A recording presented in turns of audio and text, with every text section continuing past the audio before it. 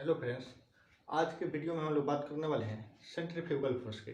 Centrifugal force जो होता है वो अनरियल फोर्स होता है। सेंट्रीफ्यूगल फोर्स से फीलिंग किया जा सकता है, वो कुछ ऐसा फोर्स होता नहीं है, वो एक स्यूडो फोर्स होता है।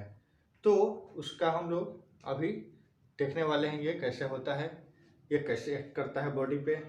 तो आइए हम लोग जानते हैं सेंट्रीफ्यूगल फोर्स क्या होता है।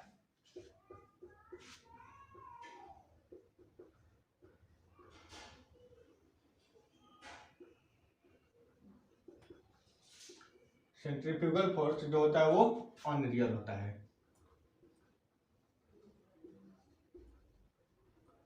ये रियल फोर्स नहीं होता है। ये जो होता है वो स्यूडो फोर्स होता है।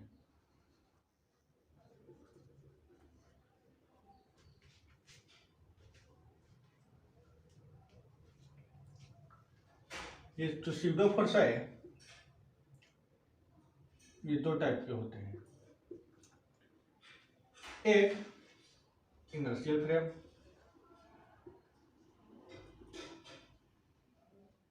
स्यूडो फोर्स को ऑब्जर्व कर सकते हैं हम लोग दो टाइप से, एक इनर्शियल फ्रेम और एक नॉन इनर्शियल फ्रेम।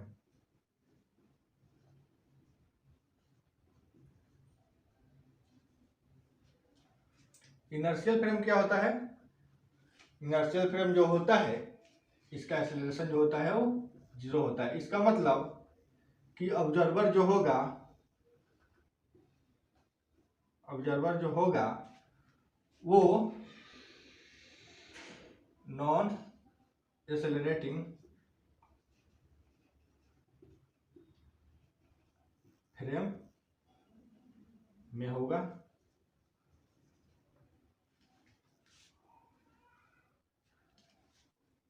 और नॉन इनर्शियल फ्रेम जो होता है वो एक्सेलरेटिंग फ्रेम में होता है। यानी एक्सेलरेशन जो होता है इसका 0 नहीं होता है, और इस पे नॉन इनर्शियल को ऑब्जर्व करने के लिए जो ऑब्जर्वर होता है वो एक्सेलरेटिंग फ्रेम में बैठा होता है। यानी observer is in accelerating frame.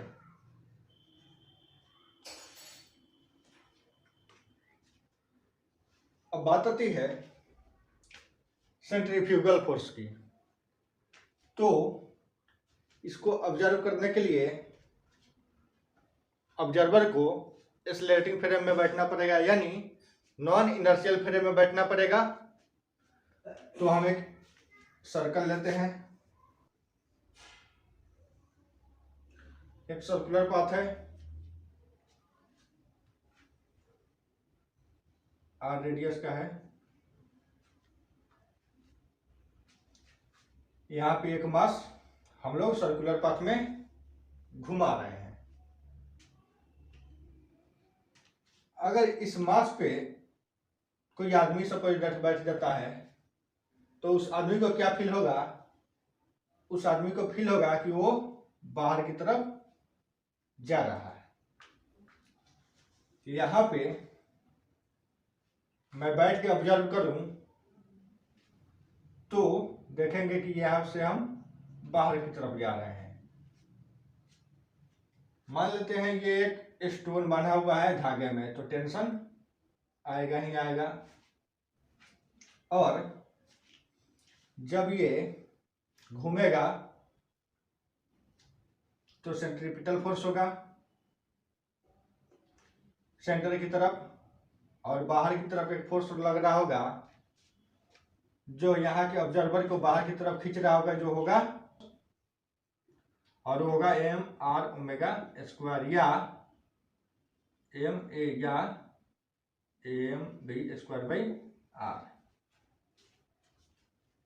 क्योंकि ये सेंट्रीपिटल फोर्स के अपोजिट है इसलिए यहाँ पे माइनस होगा, क्योंकि एक्सेलरेशन जो है वो सेंट्रीपिटल एक्सेलरेशन के एक्सेलरेशन होगा वो सेंट्रीपिटल एक्सेलरेशन होगा, और बाहर की तरफ सेंट्रीफ्यूगल फोर्स है वो एम आर ओमेगा स्क्वायर।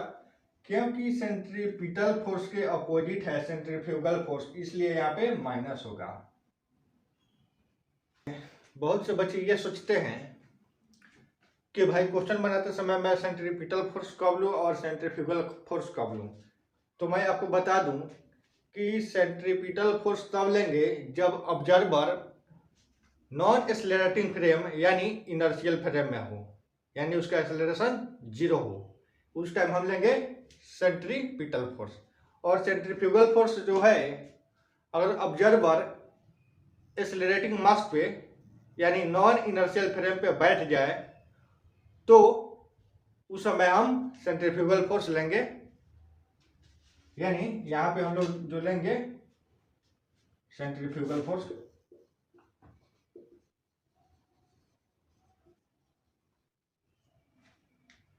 और यहां पे सेंट्रीपिटल।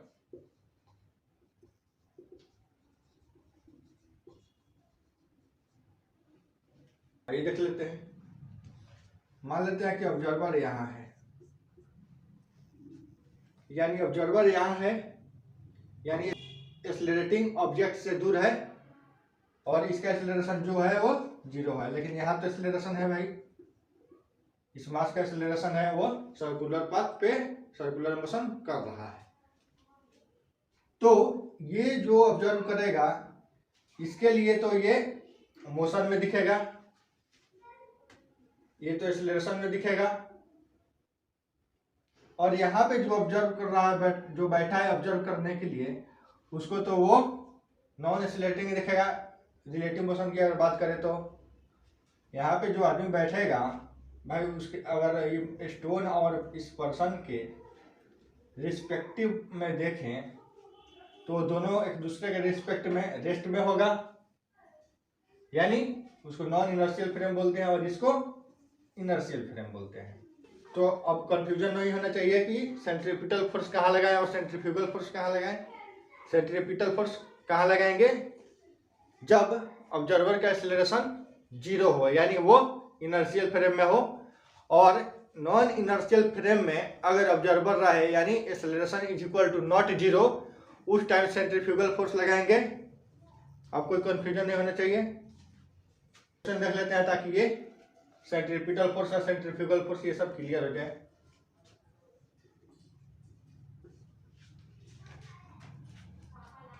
क्वेश्चन है,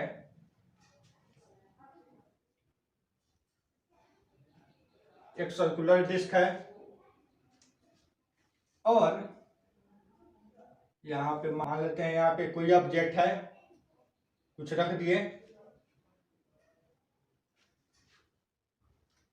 इसका सेंटर से r दूरी पे है, यानी इसका रेडियस जो है इस सर्कुलर डिस्क का उसका r है, और इसको एंगुलर वेलोसिटी ओमेगा से घुमाऊं तो ये जो मास होगा उसको फीलिंग होगा बाहर जाता हुआ। तो बात आती है कि कितना एंगुलर वेलोसिटी से इसको घुमाऊं कि ये जो मास है वो बाहर न जाए। तो क्वेश्चन है, what is the value of omega. तो ऑब्जेक्ट और सरफेस के बीच में जो फ्रिक्शन है वो म्यू है। जब ये ओमेगा वेलोसिटी से चलेगा तो इस पर एक फोर्स लग रहा होगा, सेंट्रीफ्यूगल फोर्स, जो होगा am r ओमेगा स्क्वायर, और इस पे नॉर्मल भी लगता होगा क्योंकि कॉन्टेक्ट सरफेस है, तो नॉर्मल फोर्स mg, और एक्सेलरेशन ड्यू टू ग्रेविटी की वजह से mg लगेगा।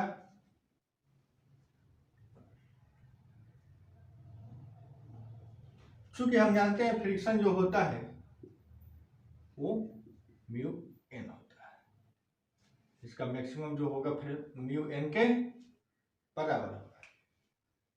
अब अगर मैं यहां देखूं तो नॉर्मल जो है वो mg के बराबर है।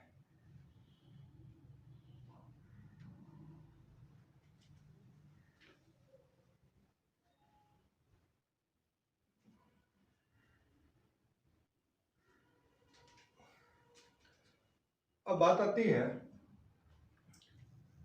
कि maximum velocity, angular velocity, maximum angular velocity कितना रखा जाए कि ये सेफ रहे, स्लिप नहीं करे इस पर से। तो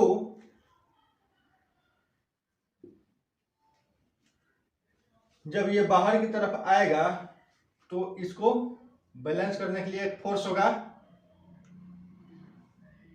वो फोर्स है friction force. Friction is greater than and equal to M R omega square अगर रहे तो ये ऑब्जेक्ट जो है वो स्लिप नहीं करेगा, यानी फ्रिक्शन मैक्सिमम कितना हो जाएगा, mu in M R omega square.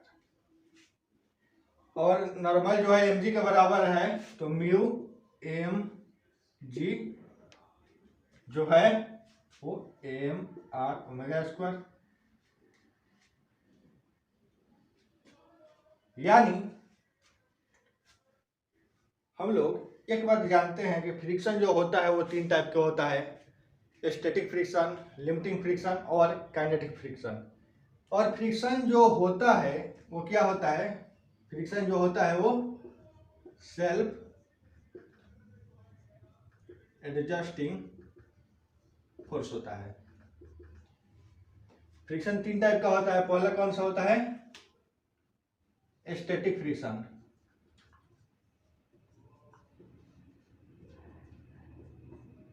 दूसरा होता है लिमिटिंग।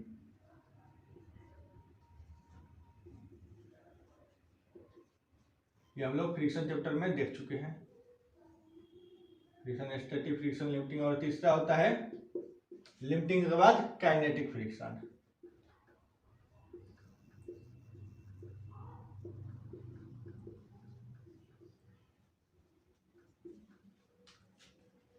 स्टैटिक फ्रिक्शन शुरू में जब वेलोसिटी कम रहे यहाँ पे तो वो काम करेगा, और वेलोसिटी जैसे जैसे बढ़ेगा वैसे वैसे फ्रिक्शन का वैल्यू भी बढ़ेगा। और एक टाइम ऐसा आएगा कि वेलोसिटी जो होगा वो मैक्सिमम हो जाएगा। अगर उससे ज़्यादा वेलोसिटी मैं करूं तो ये जो मास है, यहाँ पे जो ऑब्जेक्ट है वो बाहर की तरफ स्किड कर जाएगा। यानी वहां पे जो फ्रिक्शन है वो फ्रिक्शन क्या है, लिमिटिंग फ्रिक्शन। और अगर एम आर ओमेगा स्क्वायर का वैल्यू ज्यादा हो जाए फ्रिक्शन से, यानी ऑब्जेक्ट जो है वो स्किड कर जाए, यानी वो होगा काइनेटिक फ्रिक्शन। यानी कितना ओमेगा हम मैक्सिमम कर सकते हैं। तो ये में यहाँ कैंसिल हो जाएगा, ओमेगा क्या हो जाएगा, ओमेगा जो होगा वो mu G by R under root होगा।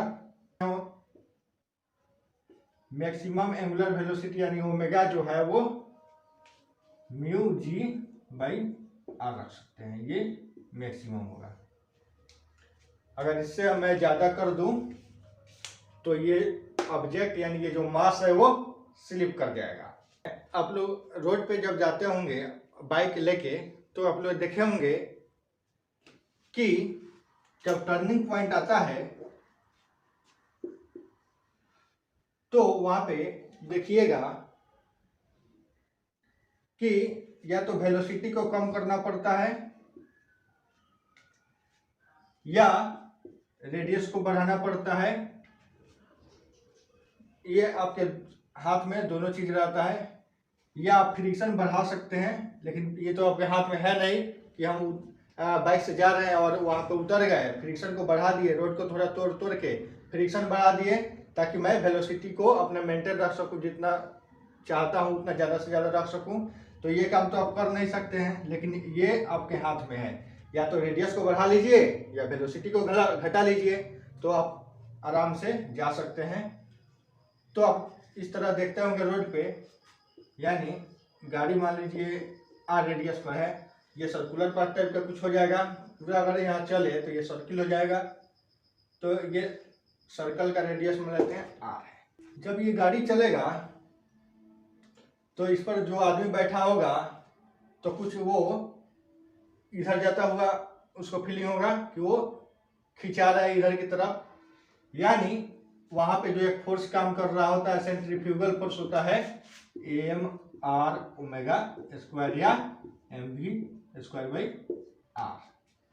ये सेंट्रीफ्यूगल फोर्स वहां पे काम कर रहा होता है, इसलिए यहाँ पे जो बैठा हुआ आदमी होता है उसको लगता है कि मैं बाहर की तरफ गिर रहा हूं, और वो नहीं गिरता है अगर वेलोसिटी को मेंटेन रखे, क्योंकि यहाँ जो एक फोर्स लगता है फ्रिक्शन, वो उसको बचा लेता है, रोक लेता है। अब बात आती है कि फ्रिक्शन जब है तो मैं कितना हो स्पीड से घूम चले जाऊं, कितना हो वेलोसिटी रखूं, तो ऐसा बिल्कुल नहीं है। फ्रिक्शन आप लोग जानते हैं कि फ्रिक्शन जो होता है स्टैटिक होता है, काइनेटिक होता है और लिमिटिंग होता है। ये तीन फ्रिक्शन होता है। शुरू में अगर वेलोसिटी मैं कम रखूं तो फ्रिक्शन वहां पे स्टैटिक काम कर रहा होता है, यानी फ्रिक्शन कम रहेगा। जैसे जैसे मैं वेलोसिटी बढ़ाऊं वैसे वैसे फ्रिक्शन जो होगा वो बढ़ेगा। यानी फ्रिक्शन जो होता है वो क्या होता है, सेल्फ एडजस्टिंग फोर्स। फ्रिक्शन जो होता है वो सेल्फ एडजस्टिंग फोर्स होता है। और जैसे जैसे अगर मैं वेलोसिटी के बढ़ाता जाऊं, वेलोसिटी को मैं बढ़ाता जाऊं, तो एक टाइम ऐसा आएगा कि आप देखेंगे फ्रिक्शन जो होगा वो लिमिटिंग आ गया। यानी अगर इससे मैं ज्यादा बढ़ाऊं तो गाड़ी जो है वो बाहर की तरफ स्किड कर जाएगी। यानी आप रोड पे जाते होंगे तो देखते होंगे कि लिखा रहता है, एक बोर्ड टांगा हुआ रहता है टर्निंग पॉइंट के पास, गति सीमा, इस पर लिखा रहता है गति सीमा 20 किलोमीटर या 30 किलोमीटर या 40 किलोमीटर कुछ लिखा रहता है। आपने कभी सोचा है कि ये क्यों लिखा रहता है? इसका एक साइंटिफिक कॉज है जो हम लोग देख रहे हैं अभी। ये लिमिट रहता है, ये स्पीड लिमिट रहता है।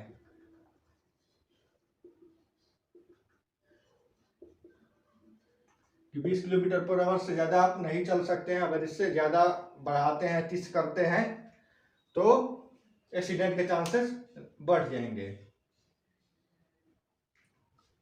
क्योंकि यहाँ पे सेंट्रीफ्यूगल फोर्स काम करेगा और फ्रिक्शन जो है उसको मेंटेन नहीं कर पाएगा, उसको एडजस्ट नहीं कर पाएगा, क्योंकि इसका औकात नहीं रह जाएगा। आप ज्यादा वेलोसिटी बढ़ा दीजिएगा तो ये भी कहेगा जाओ भाई बाहर जाओ, गिर जाओ।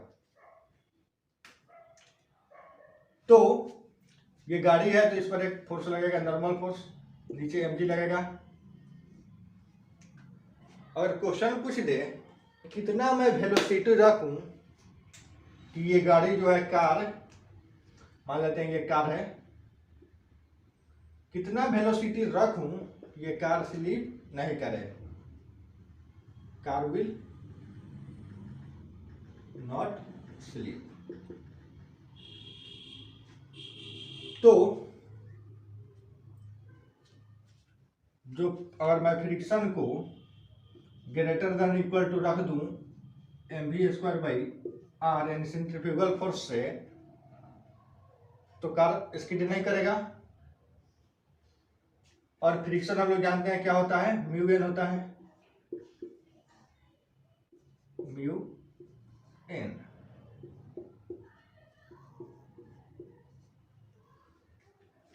और यहाँ पे नॉर्मल जो है वो mg के बराबर है, नॉर्मल जो है वो mg के बराबर है। तो mu mg greater than equal to mv square by R. यहाँ से वेलोसिटी निकाल सकते हैं, एम कैंसिल हो जाएगा, तो क्या होगा mu G V square by R. तो v स्क्वायर क्या होगा, म्यू आर जी। तो v क्या होगा, less than equal to under root mu R G, यानी v का जो मैक्सिमम वैल्यू कितना रख सकते हैं, root under mu R G के बराबर। अगर v मैक्स यानी root under mu R G से अगर आप थोड़ा सा भी वेलोसिटी को बढ़ाते हैं तो गाड़ी स्किड कर जाएगी। अगर हम चाहते हैं कि गाड़ी स्किड नहीं करे और वेलोसिटी भी नहीं घटाए तो क्या करेंगे भाई, कुछ ना कुछ तो उपाय होगा।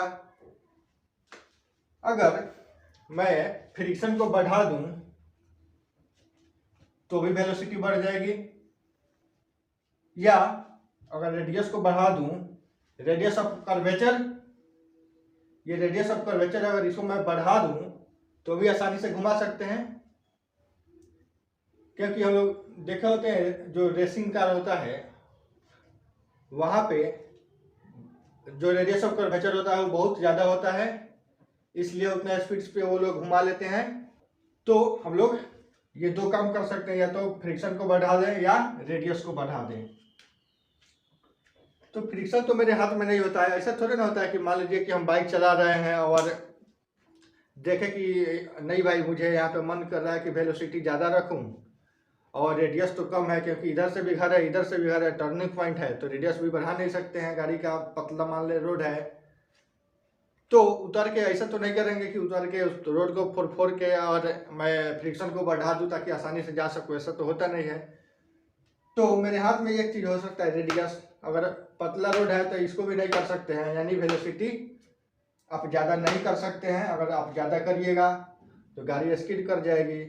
अगर मान लीजिए रेडियस बड़ा है और फ्रिक्शन कम ही है, फ्रिक्शन प्रैक्टिकली जीरो होता नहीं है, लेकिन मान लेते हैं फ्रिक्शन कम है और रेडियस ज़्यादा है और मुझे मन कर रहा है कि वेलोसिटी भाई ज़्यादा कर दें, तो ठीक है ज़्यादा करिए, लेकिन रेडियस को बढ़ा दीजिए, यानी रेडियस ऑफ कर्वेचर होगा उसको बढ़ा दीजिए। और गाड़ी को यहाँ से ना ले जाकर आप कुछ यहाँ से ऐसे ले जाएं तब हो सकता है, इट्स कैन बी पॉसिबल। ये सब देखने के बाद एक क्वेश्चन आपके माइंड में आता होगा कि भाई अगर मैं वेलोसिटी कहीं कम रखूं, वेलोसिटी बढ़ा रहे हैं तो मुझे सेंट्रीफ्यूगल फोर्स खींच रहा है, अगर मैं वेलोसिटी कहीं कम रखूं तो मुझे कहीं फ्रिक्शन खींच लेगा। तो ऐसा नहीं होता है, फ्रिक्शन जो होता है सेल्फ एडजस्टिंग फोर्स होता है, फ्रिक्शन कभी आपको खींचेगा नहीं, वो सिर्फ एडजस्ट कर लेता है, सेल्फ एडजस्टिंग फोर्स होता है। इसलिए ये मत सोचिए कि फ्रिक्शन खींच लेगा अंदर की